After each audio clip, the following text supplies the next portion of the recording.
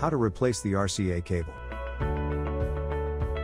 First, unplug the coaster from the power outlet. With the keys, open the top door of the coaster.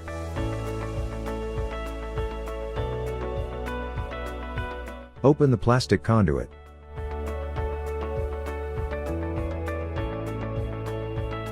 Disconnect the RCA cables from the amplifier and from the P2 cable.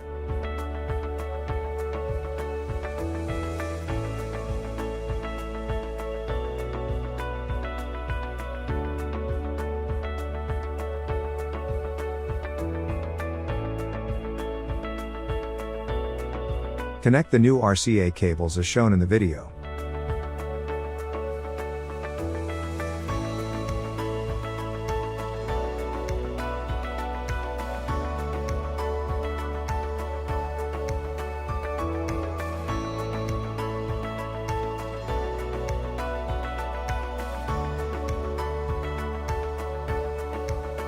Close the plastic conduit.